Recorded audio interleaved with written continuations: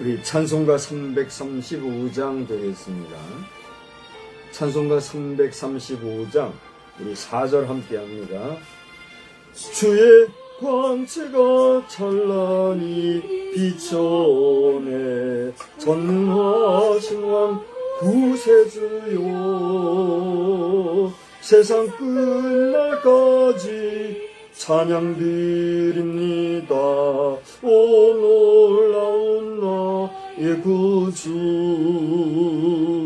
오 놀라운 주 오 놀라운 주 저 천군과 천사들 경배하네 나 엎드려서 주 경배하리 오 놀라운 구주 예수.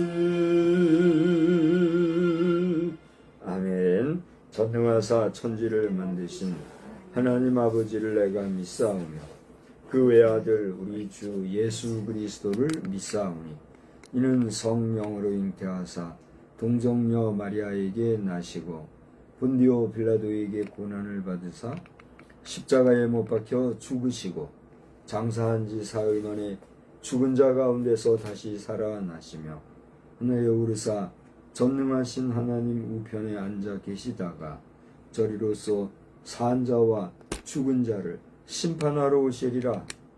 성령을 믿사오며 거룩한 공회와 성도가 서로 교통하는 것과 죄를 사하여 주시는 것과 몸이 다시 사는 것과 영원히 사는 것을 믿사옵나이다. 아멘. 우리 찬송가 548장을 하겠습니다. 548장입니다.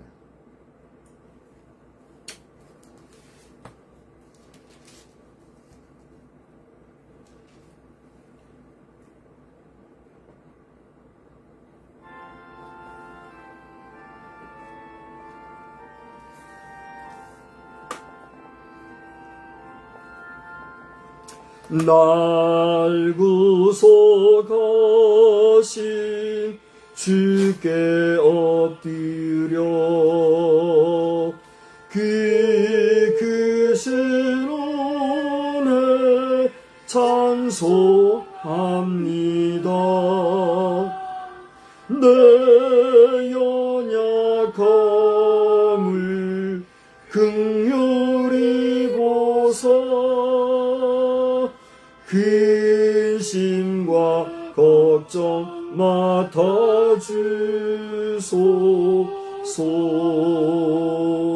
자비와 은혜 충만하신 주 진리로 우리 다스리시네. 우리의 마음 방황할 때에 갈 길을 비춰 인도하소서.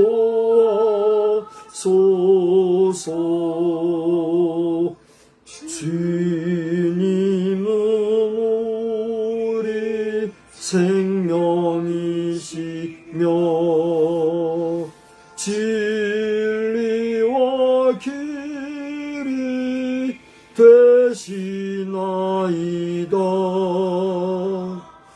믿음과 소망 항상 주시사 섬기며 봉사하게 하소서. 주님의 사랑 한량없으니 나 같은 죄인 주 안에 살고 내 안에 주님 항상 계시니 죄악이 나를 주장 못하네. 주리가 구원 얻을 때까지 믿음에 굳게 세워주시고 은혜와 진리 넘치게 하사 주님 뜻 이루어지게 하소서.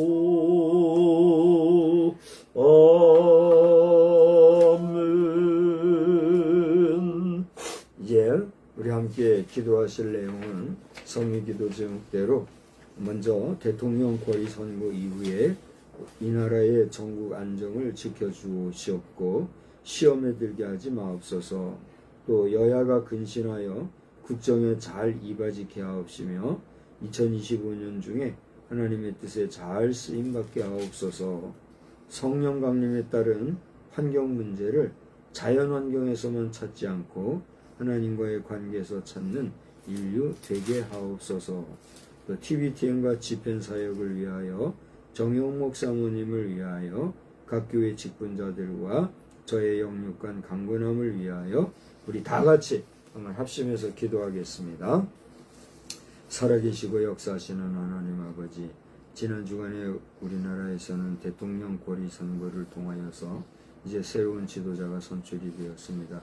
많은 사람들이 염려하는 가운데 세워진 인물이고 또 국무총리를 세워야 하는 일에 있어서도 많은 사람들이 걱정하는 가운데 있습니다. 하나님 이 나라의 전국의 안정을 지켜주시고 시험에 들게 하지 마옵시며 악한 일들이 발생하지 않도록 주님께서 공의로 판단하시고 정의로 지켜주시기를 간절히 빌고 소원합니다. 여야가 근신하여 국정에 잘 이루어지게 하시되 양심의 화인 맺은 자들과 같이 그 선한 영심이 어둡게 되어서 발발을 알지 못하고 방황하는 일이 없도록 복잡의 심령을 주님 붙잡아 주시기를 원합니다.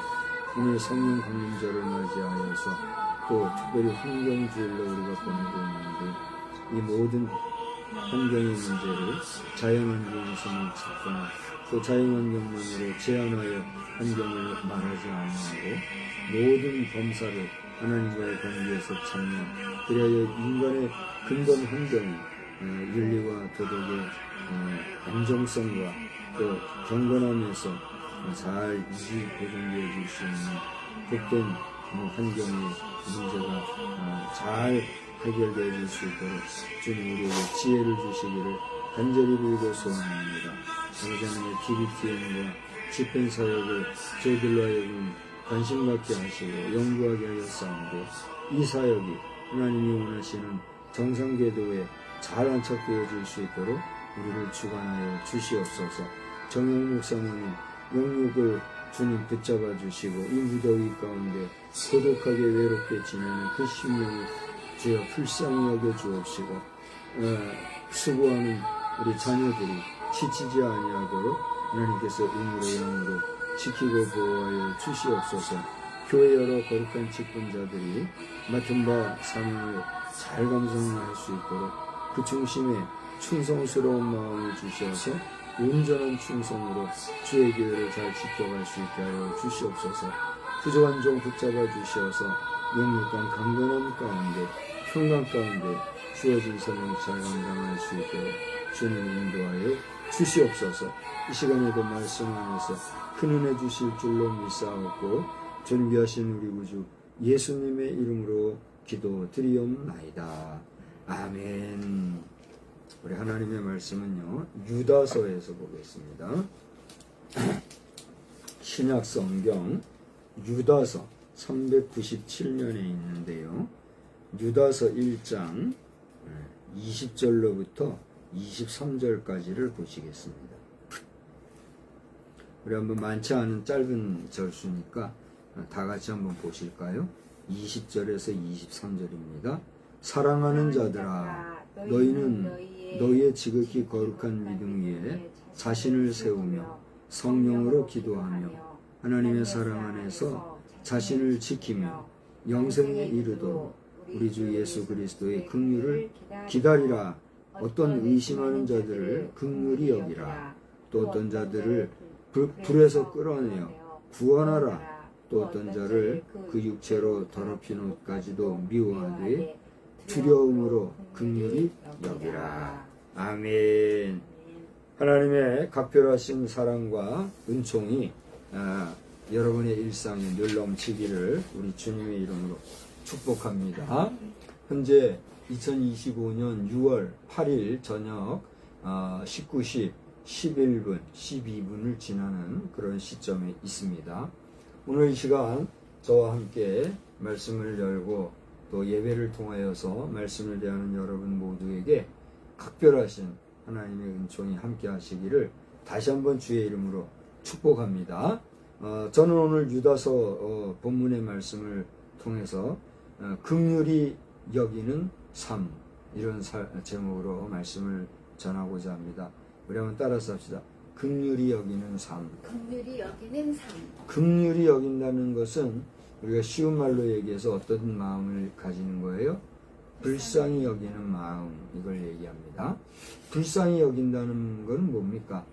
다른 사람들을 안쓰럽게 여기고 그들의 연약성을 안타깝게 여기고 또 그들이 잘 되기를, 바른 길 걷기를, 선한 길 걷게 되기를 바라는 그런 마음을 가지는 것, 그게 긍휼히 여기는 마음이다, 이렇게 우리가 볼 수가 있겠죠. 오늘 유다서는 전체적으로 한 장으로 구성되어져 있는 그러한 말씀인데, 우리 신약에서도 아주 저 뒷부분에 나오는 말씀이죠. 1절에 보면은 예수님의 종이요 야고보의 형제인 유다다, 이렇게 지금 기록이 되어 있어요. 이 유다서는 유다가 서술한 것이다 하는 것을 우리가 알 수가 있겠는데, 야고보의 동생이 바로 이 유다다 하는 걸 알 수가 있죠. 예수님의 친동생이 있는데 그게 누구죠? 야고보와 유다. 그 동생들, 예수님의 육신의 동생들인데 그 동생들 가운데서도 야고보의 동생 유다가 이 유다서를 썼다 하는 것이 우리가 전반적으로 신약 개론에서 이야기하는 바다 하는 것이에요. 특별히 오늘 유다서에서 수신자들을 수식하고 또 지목하여서 그 수신자들을 성격을 얘기하고 있는데 그것은 1절에 보니까 예수 그리스도를 위하여 지키심을 받은 자들이다 하는 이런 말이 나와요. 한번 따라서 합시다. 예수님을 위하여 지키심을 받은 자들. 그러니까 이 유다가 편지를 쓸 때에는 예수님의 사역, 예수님의 영광, 예수님이 하신 일, 예수님의 그 증인이 되기 위한 자들, 주님이 특별히 지켜주시는 그러한 사람들, 그들을 위하여 내가 이 서신서를 써보냅니다. 여러분은 주님이 지켜주시는 자들입니다. 이런 얘기를 하고 있는 거예요. 그러니까 예수님께서 지켜주시는 이러한 자들이 유다의 이 서신을 받음으로 말미암아 그 당대에 어떠한 자세와 어떠한 태도와 어떠한 모습으로 그 시대를 이기고 나가야 될 것인가 라고 하는 그런 교훈적인 내용이 쓰여져 있는 게 오늘 유다서다 이렇게 볼 수가 있어요. 그런가 하면 예수 그리스도를 위하여 지키심을 받은 자들이라고 표현되어 있는 이 내용은 저기 20절을 보니까 뭐라고 되어 있어요? 사랑하는 자들아 이렇게 나타나 있어요. 사랑하는 자들아 라고 하는 표현은 이 유다서에 보면은 3번 나타나고 있는데 먼저 3절을 볼까요? 3절에 보니까 뭐라고 되어 있어요? 사랑하는 자들아 하는 나오죠. 그 다음에 17절에 보세요. 뭐라고 그랬어요? 사랑하는 자들아 이렇게 나옵니다. 그 다음에 20절을 보니까 어떻게 해요? 사랑하는 자들아 이렇게 나와요. 그러니까 이 유다서에서 사랑하는 자들아 너희들은 주님께서 주의 일을 하기 위해서 지키심을 받는 자들이다. 너희들은 주님이 지켜주시는 자들이다 하는 사실을 잊지 말고 살아라. 이걸 얘기하고 있다는 얘기죠. 바라기는 오늘 이 유다서가 자신의 서신을 받고 있는 당시에 그 초대교회 주님이 지켜주시는 자들이라고 하는 한정된 사람, 특정한 사람들만이 아니라 오늘 이 시대를 살아가는 주의 피로 구속함을 받고 또 주의 성령으로 충만하게 살아가며 주의 백성으로서 오늘도 주의 나라 확장을 위하여서 살아가는 저와 여러분 우리 모두 위에 그리스도의 사랑으로 충만한 역사, 주님이 지켜주시는 은혜의 역사가 넘쳐나기를 우리 주의 이름으로 축원합니다. 우리 주님이 지켜주지 아니하시면 참 어렵게 될 것 같아요. 저는 간혹 그런 생각을 해봅니다. 지금 우리 대한민국이 남북으로 갈려져서 저 북한 지역에는 정말 우리가 어떻게 감히 상상도 할 수 없을 정도의 엄청난 고통과 핍박 속에서 신앙생활을 유지한다는 게 여간 어려운 게 아니라는 걸 우리가 알 수 있잖아요. 그죠?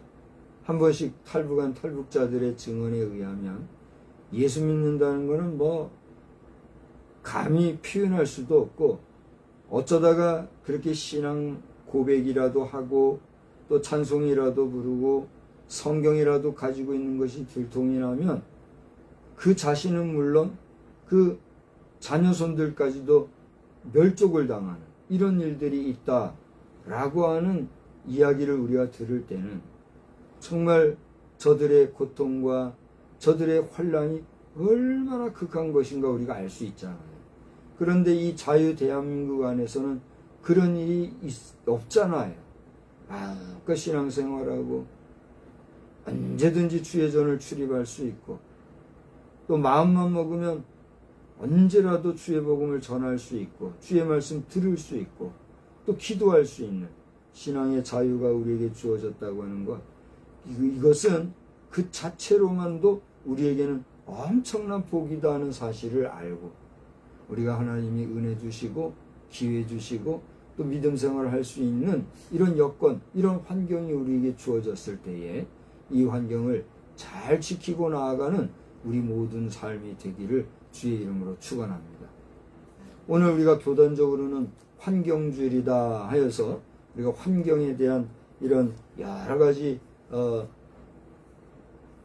교훈이나 또 교육 내용이나 또는 강조사항들이 메시지를 통하여서 많이 증거되고 전달될 줄 아는데, 소위 말하는 자연 환경만을 우리가 염두에 둘 것이 아니라 고대 말씀드렸던 대로 우리 신앙의 환경, 믿음의 환경, 또 우리가 예수 믿는 이 믿음 생활의 환경을 또한 우리가 잘 지켜나가는 것도 이 환경주일의 윤리와 도덕적 환경과 더불어서 우리가 생각하고 유념하고 잘 지켜갈 수 있는 우리의 삶이 되어야 될 줄로 믿습니다. 우리 어린 아이들, 조기 교육이 얼마나 중요한가는 아마 대부분의 전문가들은 물론이거니와 우리 정상적이고 건강한 엄마 아빠라면 충분히 이해를 할 것 같아요. 제가 가만히 세월을 살아오면서 이렇게 세상의 흐름을 볼 때에 어릴 때 어떤 내용을 접하고 어떤 교육을 받고 어떤 것을 듣고 또 경험하고 체험했는가가 그 아이의 성장 과정 속에서 아주 그 생각과 사상이 다르게 나타나간다는 걸 제가 보고 있어요. 우리 자손들, 손자들, 내가 늘 염려하는 게 그거예요. 너무 산만하게 너무 많은 것들로 채워주고 너무 바라는 거 다 들어주고 이런 식으로 하게 되면 이게 좋을 것 같지만 제가 볼 때는 네거티브예요. 너무 방만해지고 그리고 이기적이어지고 그리고 약자에 대해서 정말 생각하지 못하는 아주 그 거친 사람으로 성장하는 것을 제가 봐요. 물론 제 시각이 잘못되었다고 하면 나에게도 문제가 있겠지만 제가 바라보는 관점에서 그렇게 풍족하게 넘치게 그리고 뭐 걱정 없이 성장한 사람들은 어떻게 보면 그만큼 뭐 넓은 마음을 가지고 포용력도 있고 그런 것 같아도 타자에 대한 배려심이라든가 타자에 대한 어떤 양보의식이라든가 다른 사람들에 대해서 한 번쯤 이렇게 제고할 줄 아는 그런 마음의 여유가 없이 자기 주장, 자기 뜻, 자기의 어떤 의지를 관철하는 그 일에 우선적인 사람이 되는 것 같아요. 이거는 뭐 사람의 시각에 따라서 달릴 수도 있지만 제가 가만히 세상을 볼 땐 그런 것 같아요. 좀 아쉽게, 좀 부족하게, 좀 마음껏 가지지 못했을지라도 다른 사람들과의 관계성 속에서 내가 좀 손해볼 줄도 알고 좀 억울한 일도 좀 당해보고 좀 아쉬움도 느끼고 안 되는 거구나 라고 하는 걸 또 좀 알고 이렇게 될 때는 자기 통제력이 생기고 한 번쯤 자신을 돌아볼 줄 아는 그런 따스한 인간관계가 형성되는 것 같아요. 여러분은 어떻게 바라볼지 모르겠어요. 더더군다나 우리 신앙교육에 있어서는 어릴 때 아이들이 우리 예수님에 대해서 하나님의 역사에 대해서 성경에 나타난 다양한 기적의 사건들 이와 같은 이야기들을 잘 듣고 그 이야기가 시각화되고 인식화되고 그 마음속에 자연스럽게 스며들 때는 세월이 흘러도 그 아이들이 그 신앙, 그 믿음, 그 문화가 자연스럽게 그들에게 육화가 되는데 그렇지 못하게 되면 어떻게 돼요? 세속적 가치관과 세속적, 과학적, 물질적 또 어떻게 보면은 이 세상에 제한적인 유한한 인간 사회 제한적인 그런 사고방식에서 떨쳐 일어나지를 못하는 거예요. 신앙생활에 있어서 제한이 되는 것을 보게 된다 하는 거죠. 어린 시절부터 신앙교육이 그래서 참 중요하구나 이렇게 우리가 볼 수가 있는데요. 그동안 이 좌파주의자들은 교회 교육을 이런 저런 논리와 또 그런 핑계를 가지고 얼마나 막아왔는지 몰라요. 최근에는 우리 교계에서 우리 교회 안에서의 어린아이들의 신앙교육 하는 부분에 있어서 국가가 자꾸 차단하지 말고 보다 더 좀 개방적으로 해주기를 바란다는 그런 운동이 자꾸 활성화되고 있어서 다행스럽게 여기는데 지금 현재 상황으로는 많이 교회가 피폐해졌다는 걸 우리가 보게 돼요. 그래서 자연 출생, 자연 성장률이 지금 많이 저조하기 때문에 각 교회마다 주일학교라든가 어린 우리 교회 교육 부서가 많이 지금 추락하거나 아주 소멸된 이런 경우도 많이 있다고 하는데 이런 과정 속에서 우리 교회가 교회 교육, 특별히 우리 저학년 어린 세대의 신앙교육, 교회 교육을 활성화하는 일은 얼마나 중요한가 하는 것을 그런 면에서 한 번 더 생각할 수가 있다라고 하는 거예요. 그래서 우리 환경이라고 하는 것은 자연 환경, 길거리를 깨끗하게 하고 공기를 깨끗하게 하고 무슨 뭐 오염 물질을 우리가 조심하고 이런 소위 말하는 물질적인 자연 환경도 중요하게 우리가 다뤄야 될 문제겠지만 그런 환경적인 이면에 우리가 이런 하나님과의 관계성 속에서 인간과의 관계성 또 우리가 사회적 관계성 이런 모든 부분에서의 윤리적인 면이나 도덕적인 면이나 신앙적인 면에서의 환경 문제도 우리가 잘 염두에 두고 그런 부분에서 성결하게 정말 건강하게 청결하게 나아갈 때 그러한 사상과 그런 의식과 그러한 정신을 가진 사람들은 이 자연환경도 누가 조성해 주셨어요? 하나님이 조성해 주셨다는 것을 알고 자연스럽게 자연에 대한 존중감과 또 자연에 대한 정말 돌봄의 의지가 자연스럽게 우리에게 활성화될 수가 있다라고 하는 것을 염두에 두고 우리는 하나님 앞에서 성령 충만한 믿음의 백성들이 되어야 될 줄로 믿습니다.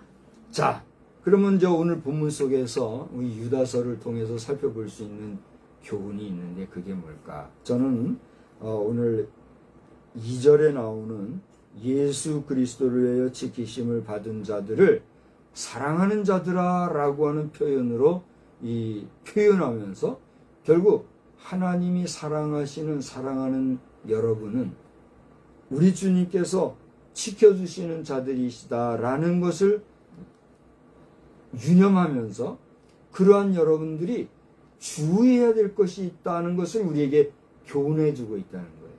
그래서 이 유다서는 우리로 하여금 신앙의 경계를 일깨워주는 그런 교훈의 말씀이 있다. 이렇게 이해를 하면 될 것이에요. 그러면서 절 보세요.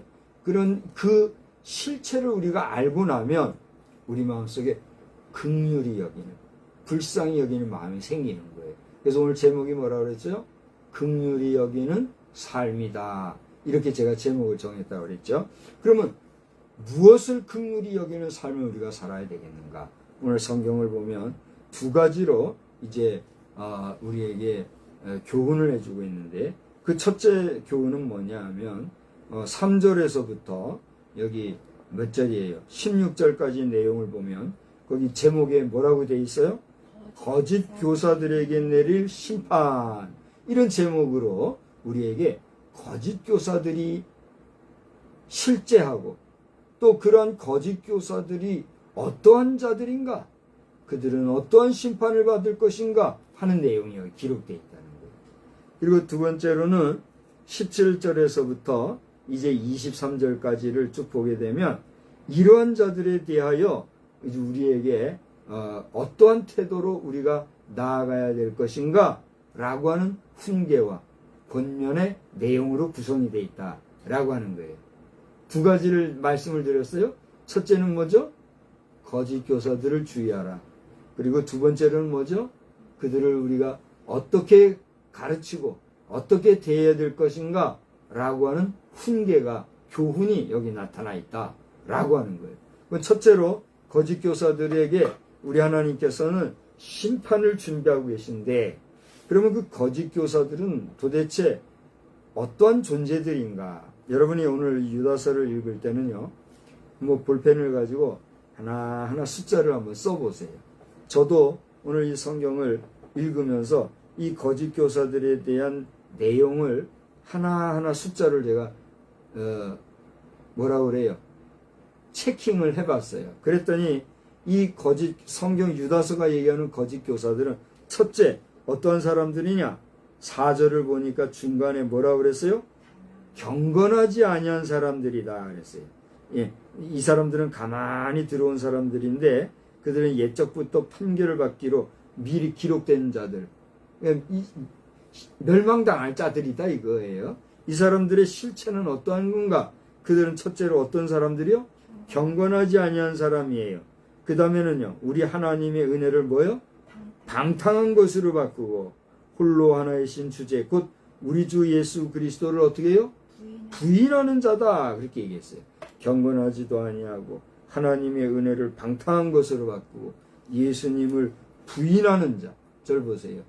아니 교회 안에 들어와 있는 사람들이 예수를 부인하겠습니까? 라고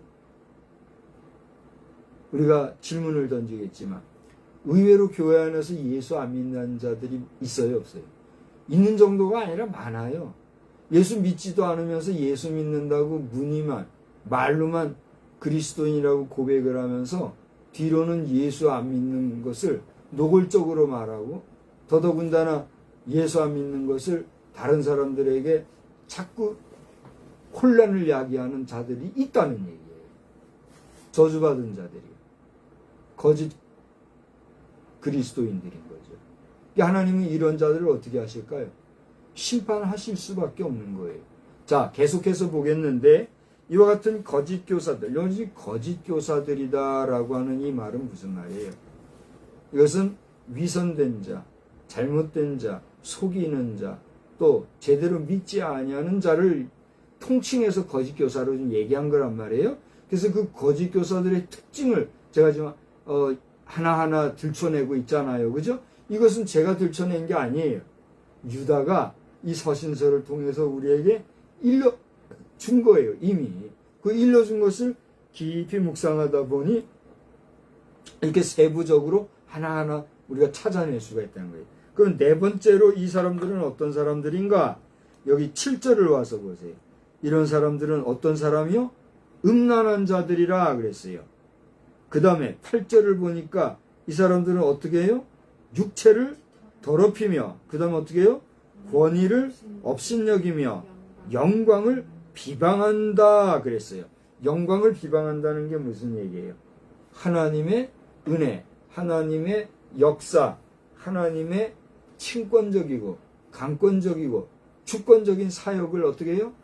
우습게 여기고 불신하고, 에이 그런 일이 있을 수 있어? 이렇게 믿는 사람의 마음도 희석화시키는 아주 못된 이런 일을 하는 자들이다 라고 하는 거예요. 더 나아가 10절을 보니까 이 사람들은 뭐라고 그랬어요? 그 알지 못하는 것을 비방한다 그랬어요.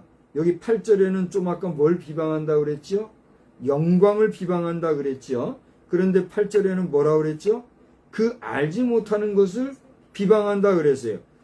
알지도 못하면서 아는 체하고 또 하나님이 역사하시는 것, 하나님이 말씀하신 것이 아닌 것을 가지고 그런 것 같이 하는 이런 행위, 그걸 지적해주고 있다는 얘기예요. 더 나아가 9번째로 보니까 이 사람들은 어떤 사람들이라고요? 이성 없는 짐승같이 본능으로 하는 그것으로 멸망한다 그랬어요. 여러분, 본능적인 일에는 어떤 것들이 있을까요? 우리 인간이 살아갈 때에 본능적인 것들이 어떤 게 있어요? 우리가 일반적으로 얘기하는 우리 인간사에서 사람이 가지고 있는 본능적인 것, 그게 뭐예요? 가장 본능적인 건 뭐니 뭐니 해도 의식주 문제예요. 그죠? 먹고 사는 문제, 또 입고 사는 문제, 거주하는 문제. 이건 인간에게 기본적으로 필요한 것이라 그러죠. 의식주 문제. 이거 아주 기본적인 거예요. 그죠? 그리고 또 뭐가 있어요? 제가 볼 때는요, 뭐니 해도 이성의 성욕, 성적인 문제에 있어서의 본능적인 것은요, 뭐 거룩한 채 깨끗한 채 봐도 아무리 뭐 지성인인 채 뭐 얌전한 채 해도 누구누구 할 것 없이 이 성 문제에 있어서는요, 본능적인 게 있는 것 같아요.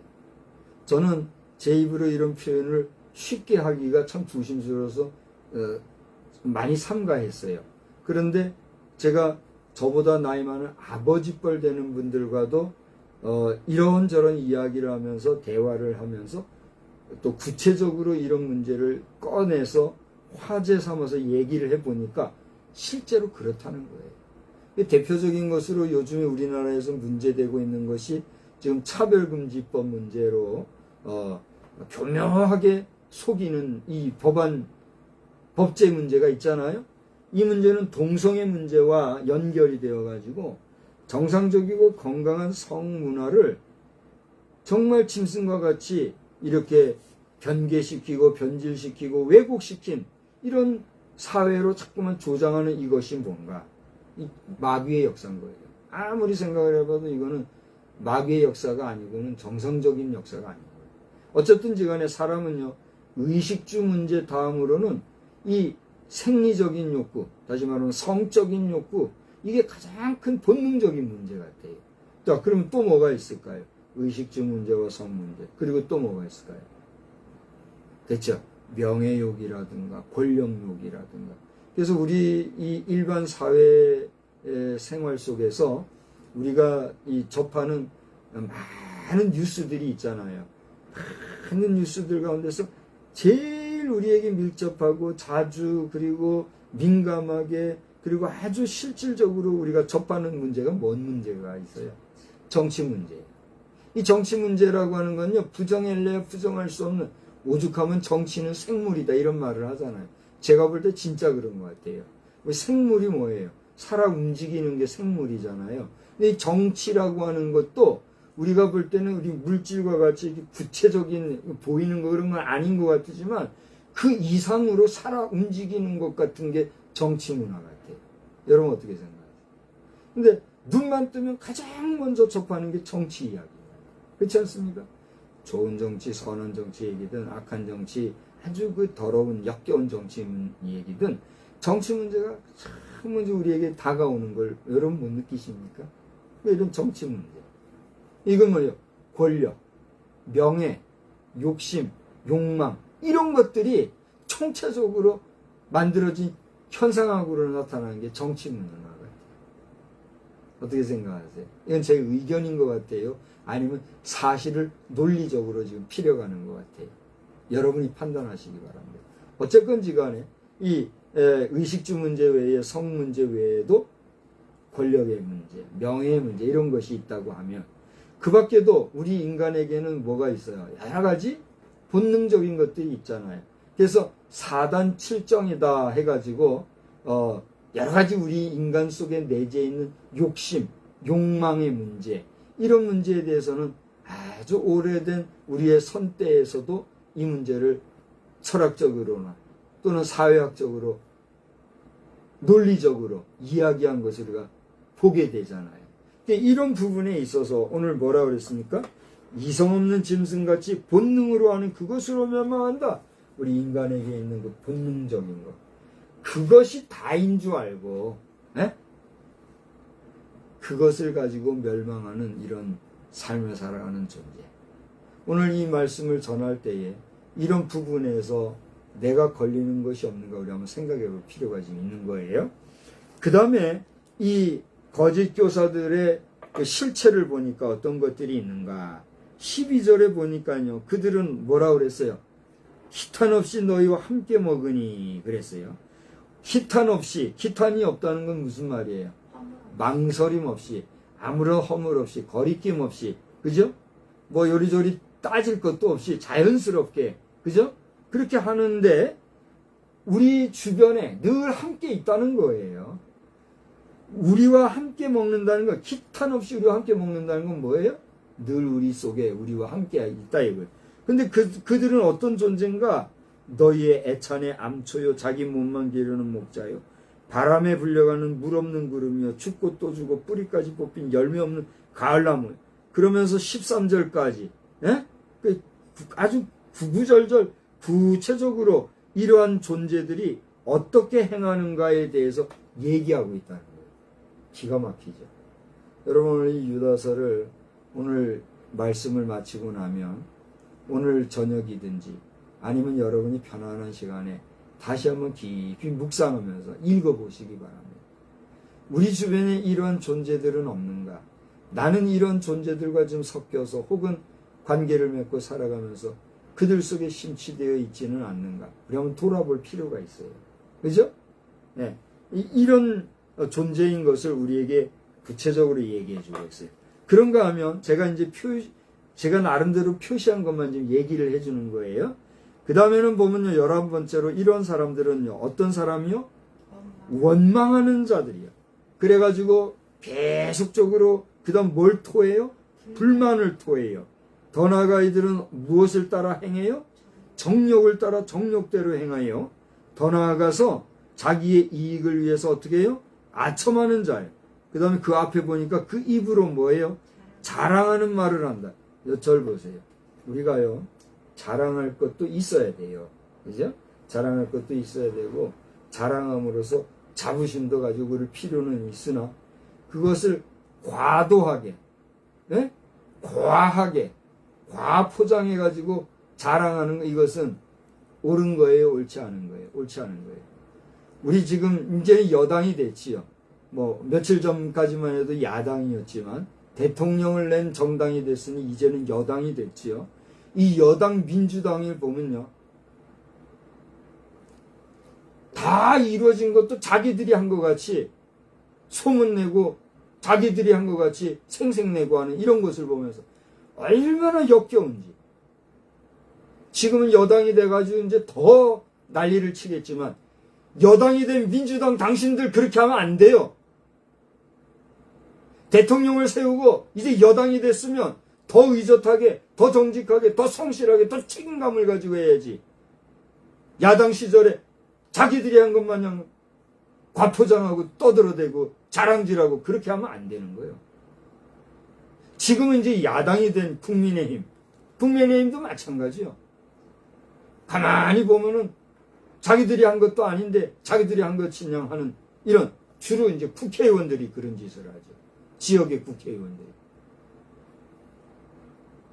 지금 제가 이제 한 이야기는 이 정치 분야의 특정인들을 거론해가지고 그 대상자들이 들을 때 귀에 거슬리고 기분이 나쁘겠지만, 기분 나빠할 거 없어요. 사실을 사실대로, 현실을 현실에서 얘기하는 거니까. 정치인들 뿐만이 아니에요. 절 보세요. 그런 말이 있지요. 뭐, 사람이 자랑하지 말아야 될 게 있는데, 그게 뭐가 있다. 뭘 자랑하지 말아야죠? 마누라 자랑하지 말고, 자식 자랑하지 마라. 또 뭐 자랑하지 마라 그랬죠? 돈 자랑하지 마라. 뭐 이런 이야기들이 있더라고요. 왜 그럴까요? 우리가 자식 자랑, 자기 가족 자랑, 돈 자랑 이런 거 하다 보면은요, 내 자식이 잘못될 수 있어요, 없어요? 잘못될 수도 있는 거예요. 또 자기 남편 자랑, 아내 자랑 하다 보면 상대적으로 그렇지 못한 사람들에게 뭘 얻게 돼요? 질투, 시기심을 얻게 돼요. 그런가 하면 돈 자랑질하면 어떻게 돼요? 도둑만 끓는 거예요. 그래요, 안 그래요? 그래서 우리나라, 제가 이제 가만히 인생을 살아보니까, 우리 삼천리반도 금수강산이라 그렇게 옛날부터 노래하고 우리 그렇게 살아왔잖아요. 근데 여러분 어떻게 느끼세요? 우리 한반도가 정말 우리 선조가 선대에서 이야기했던 것처럼 우리 대한민국 강산은 금수강산과 같이 아름다운 강산이라는 게 느껴져요? 느껴지지 않아요? 느껴지지요? 그러면 우리가 자원이 있네 없네 하면서 뭐 우리나라는 가진 게 없네 뭐 이런 얘기를 하지만 우리나라가 그렇게 없는 나라입니까? 그런 나라라고 생각하세요? 저는 그렇게 생각하지 않아요. 나는 우리 대한민국의 이 말 그대로 삼천리반도 금수광산은 세계 어떤 나라에 내놔도 부족함이 없을 정도의 자원과 그리고 자연 환경과 그리고 특별히 삼면이 바다로 둘러싸인 세계적으로 이런 나라가 많지 않대요. 어떤 나라는요, 내륙 국가들 가운데는 바다는커녕 내륙으로 둘러싸인 나라 가운데 또 내륙으로 둘러싸인 나라가 있더래요. 키르기즈 카자흐스탄인가요? 키르기즈스탄인가요? 어느 나라인가가 그런 나라예요. 아시아의 내륙 국가가 있는데 그 내륙 안에 또 내륙으로 돼 있는 나라가 있다니까요. 그런 나라는 바다가 뭔지도 모르는 나라가 있어요. 그런데 삼면이 바다가 돼 있어요. 이런 나라. 우리나라가 자원이 없다 하는데 저는 그런 생각. 우리 선조들이 우리나라의 이런 정말 아름다운 천혜의 자연환경과 없네 해도 있을 것 다 있는 우리 한반도를 있는 척하지 아니하고 있어도 그걸 자랑질하지 아니하고 아끼고 있을수록 아껴야 된다고 하는 그런 근검 전략 정신으로 이 나라 이 민족이 지금까지 버티고 유지해 왔구나 이런 생각을 제가 하게 돼요. 이건 제가 세월이 흘러가면서 느끼는 거예요. 그러면서 더 책임감을 가지고 그래 우리 선조들이 그렇게 지혜롭게 살아왔으니 우리 자신도 우리 후대를 위해서 있을 때 아끼고 근검 전략할 뿐만이 아니라 있다고 하여서 그거를 과도하게 쓸 것이 아니요 또 없다고 해서 그지같이 얻어먹는 자세를 가지려고 하는 그런 망령된 생각을 해서는 안 되겠구나. 그런 생각을 하게 돼요. 여러분은 어떻게 생각하십니까? 자, 이것은 뭐 개인의 이야기가 된 것 같아서 안 됐습니다만 하나님께서 저에게 주시는 깨달음을 제가 얘기하는 거예요. 제가 인생을 살다 보니 내 생각, 내 의지로도 그런 깨달음이 있을 수 있지만 하나님 안에서 내가 삶을 살아가는 가운데 우리 민족으로서 우리 국민으로서의 깨달음을 제가 그렇게 깨닫게 됐다는 거예요. 자, 그런 면에서 어쨌거나 자랑하는 이야기 하다가 이렇게 얘기가 됐네. 우리가 자랑하는 일이 있어도 자랑하고 내세우고 그렇게 하면 돼요, 안 돼요? 곤란하다는 거예요. 근데 이 사람들은 어땠다는 거예요? 자기들이 하지 않은 것도 자랑하고 없는 것도 한 것 같이 있는 것 같이 그렇게 해내는 거짓의 아비들이다. 이걸 얘기하는 거예요. 뭐 자랑한다 얘기하니까 말 그대로 자랑질 얘기하는 것 같은데 그게 아니에요. 여기 이 사람들은 원망하고 불만을 토하고 정욕대로 행하는데 그 입으로 자랑하는 말을 그 자랑하는 게 무슨 자랑할까요? 음란하고 욕심으로 불을 취하고 정욕으로 저희들이 이룬 업적을 자랑질하는 그런 자랑질한다 이거예요. 그 자랑은 자랑이라 할 수 있어요 없어요? 그건 망령된 일을 하는 거죠.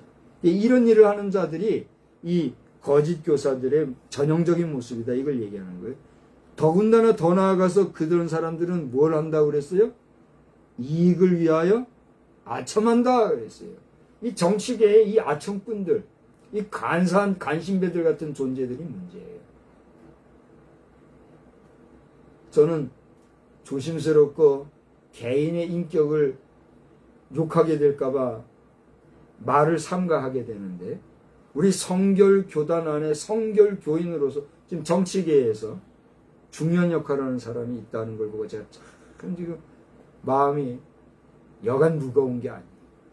이 이야기는 우리가 두고두고 또 얘기하더라도 하나님께서 역사하시면 어떻게 될지 모르니까 저는 말을 삼가하려고 하는 거예요. 근데 이들은 전형적으로 보면은 아첨하고 간사하게 아주 그런 일을 통하여서 나라를 생각하지 아니하고 국가를 어그러지게 하는 자들인 걸 보게 돼요. 아주 조심스럽지 않을 수가 없어요. 아무튼지 간에 이익을 위하여 아첨하는 아첨꾼들이다. 이걸 얘기하고 있어요.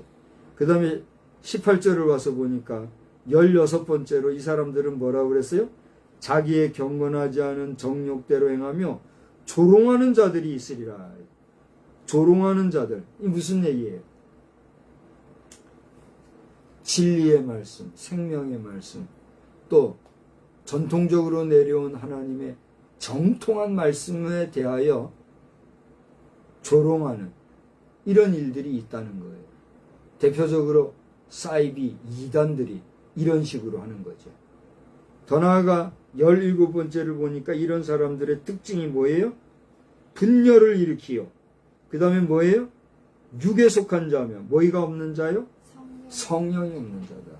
궁극적으로 성령이 없는 자. 성령은 뭐예요? 하나님의 영이요, 거룩한 영이요, 성결의 영이요, 사랑의 영이 성령의 특징이지 않아요? 근데 이 자들은 그 속을 깊이 들어가다 보면 이런 것들이 없다는 거예요. 자, 저는 표면에 드러나 있는 이 전반적인 내용을 있는 그대로 발췌해서 여러분 앞에 소개하는 정도로 오늘 말씀을 정리하면서 유다서 전체적으로 걸쳐있는 두 가지 말씀이 있는데, 하나는 거짓 교사들의 실체다. 둘째는 뭐예요? 그들을 그럼 어떻게 삼가하고 조심해야 되는가 하는 훈계의 말씀이다. 이 두 가지가 있다는 얘기를 했어요. 그러면 이와 같이 지금까지 드러난 여러 가지 거짓 교사들에 대해서 우리는 어떻게 해야 될 것인가? 여기 17절에서부터 23절에는 한마디로 얘기해서 오늘 제목이 뭐죠? 긍휼히 여기는 삶을 살아야 된다. 이게. 자, 보세요. 17, 18, 19절까지도 보면 성령이 없는 자들이다 하는 이야기를 제가 했지요. 그러면서 20절에 와서는 뭐라 그랬어요? 사랑하는 자들아. 이 무슨 얘기예요? 아까 제가 서두에서 얘기한 것처럼 여기 17절 3절에 나타나 있는 것처럼 반복해서 사랑하는 자들아 세 번이나 얘기했던 이 너희들은 하나님께서 지켜주시는 자들인데, 너희들은 그 다음에 어떻게 하라고 그랬어요? 너희는 너희의 지극히 거룩한 믿음 위에 자신을 세우며 성령으로 기도하며 하나님의 사랑 안에서 자신을 지키며 영생에 이르도록 우리 주 예수 그리스도의 긍휼을 기다리라 그랬어요. 할렐루야. 다시 말하면 첫째로 우리 자신이 여기 20절 21절에 기록되어 있는 각종 교훈의 말씀을 따라 행하되 누구의 긍휼을 기다리라? 주님의 긍휼을 기다리라는 거예요. 따라서 합시다. 긍휼히 여기려 하면 긍휼히 여김을 받아야 합니다. 내가 누군가에게 긍휼을 베풀고 긍휼히 여기는, 불쌍히 여기는 마음을 가지기 위해서는 내가 그에 비하여 어떻게 해야 돼요? 더 힘이 있어야 돼요. 능이 있어야 돼요. 가서 아픈 거 해결을 하세요. 그죠? 그러려 그러면은 우리가 누구에게 긍휼을 입어야 된다는 얘기예요? 우리 주님께 긍휼을 입어야 된다 이거예요. 여러분 바라기는 주님께서 여러분을 긍휼히 여겨주시기를 주의 이름으로 축원합니다. 그렇게 주님 앞에 긍휼을 받고 긍휼히 여김을 받는 삶을 살아갈 때에 비로소 우리는 다른 사람들을 어떻게 할 수 있어요? 긍휼히 여길 수가 있다는 거예요. 긍휼히 여기는 삶을 살아가는 것이 주님께 긍휼히 여김을 받은 삶을 살아가는 우리의 자세다라고 하는 것을 보게 되는 거죠. 바라기는 오늘 말씀에서처럼 우리가 성령 강림절을 맞이하여서 성령의 사람으로 살아가는 이러한 때에 우리 주변에 있을 수 있는 여러 가지, 제가 세보니까 18가지나 돼요. 여기도 더 많이 발췌할 수 있겠지만 제가 우선 이렇게 떠오르는 대로 숫자를 매겨가면서 이 거짓 교사들의 특징을 살펴본 것만 벌써 18가지가 나와요. 이런 18가지에 해당하는 이러한 자들이 멀리 있는 것이 아니라, 저 멀리 딴 동네 얘기가 아니라 우리 주변에서, 우리의 일상 속에서, 우리의 삶 속에서, 우리의 관계성 속에서 나도 모르는 사이에 우리에게 밀접하게 있을 수가 있다는 사실을 기억하고 항상 주의하는 가운데 우리가 하나님의 지켜주심, 우리 주님의 지켜주심 가운데 그 주님의 긍휼히 여기심을 받는 가운데 성령에 충만하여서 살아갈 때에 비로소 우리는 성령의 사람이요 성령 충만한 사람이 되어서 그렇지 못한 이러한 사람들까지도 불쌍히 여기고 그들을 돌이켜 하나님의 의로우심 앞에, 하나님의 거룩하심 앞에, 하나님의 성결하심 앞으로 인도할 수 있는 능력 있는 그리스도인이 될 줄을 믿는 것입니다. 아무쪼록 이번 한 주간 살아가시는 동안에 믿음의 삶에 승리하시고 성령 충만한 가운데 모든 삶에서 이기고 또 이기는 복된 믿음의 삶을 잘 경주하는 저와 여러분의 삶이 되기를 우리 주님의 이름으로 축원합니다. 축원합니다. 기도합시다. 거룩하신 하나님, 오늘 저희들은 우리가 하나님 앞에 긍휼히 여기심을 받은 자들로서 그렇지 못한 사람들을 향하여 긍휼히 여기는 삶을 살아야 될 것을 돌아보게 되었습니다. 우리가 누군가를 긍휼히 여기려 하면 그들보다도 우리가 의지적으로나 또 능력적인 면에서 힘이 있어야 되겠는데 그리하기 위해서는 우리 또한 주님의 긍휼히 여기심이 필요합니다.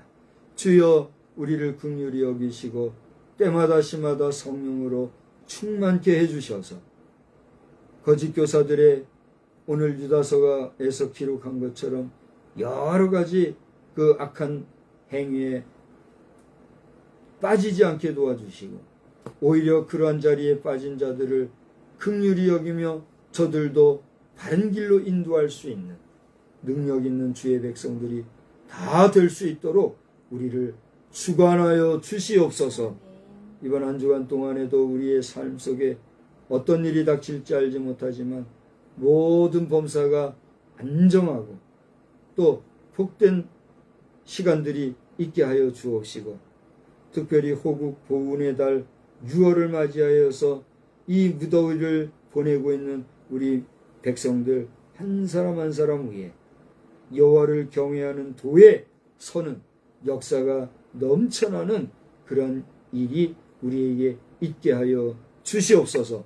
새로 대통령에 당선된 자를 긍휼히 여겨주시고 저의 그 수고가 진실하게 하시고 또 복되게 하시되 하나님의 법 공의와 정의에서 이탈될 때에는 하나님의 엄격하신 치리가 있음을 알고 여호와 하나님을 경외하며 백성을 진실무망하게 섬길 줄 아는 지도자로서 이 나라를 잘 이끌어갈 수 있게 하여 주시옵시고 여기저기에서 여전히 부정선거의 문제를 가지고 또 잘못된 지도자의 선출 문제를 가지고 또 이렇게 많은 이야기거리가 있사오니 이러한 때에 나라가 국론이 어지러워지거나 또는 국력이 회파되어지지 아니하도록 국제관계 속에서 대한민국의 위상이 추락되지 아니하도록 주님이 지켜주시고 긍휼히 여겨주시기를 간절히 빌고 소원합니다.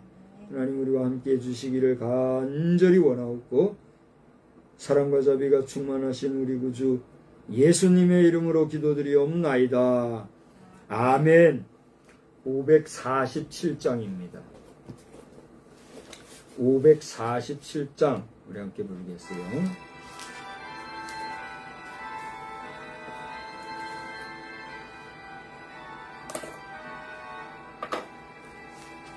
나 같은 죄인까지도 찾아와 주신 주 간곡한 음성 못 잊어 마음은 엽니다.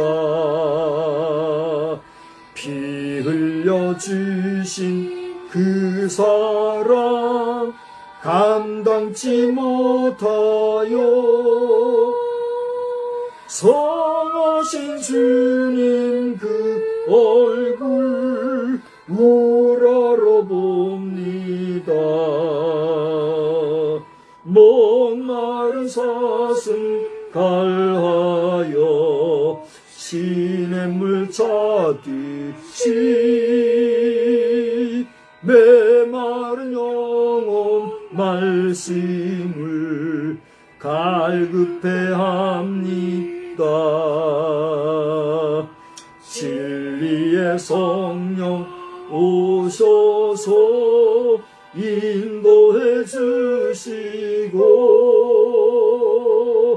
층같이 솟는 그 말씀 넘치게 주소서. 질그릇 같은 이 몸도 깨끗게 하시고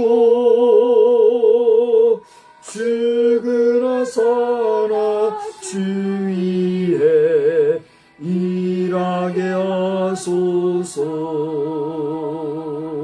영광의 주님 오실 때 부끄럼 많으나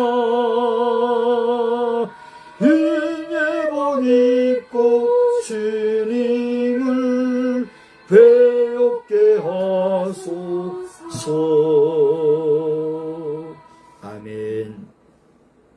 이제는 우리를 긍휼히 여기시는 만군의 여호와 아버지 하나님의 극진하신 은혜와 우리 주 예수 그리스도의 무한하신 사랑하심과 성령님의 교통하시고 이끌어주시는 은총의 역사가 이번 한 주간을 살아가는 동안 또 우리의 남은 여생 주님과 더불어 살아갈 때에 이기고 또 이기는 자가 될 수 있도록 우리를 늘 주관하여 주옵시기를 간절히 축원하옵나이다. 아멘.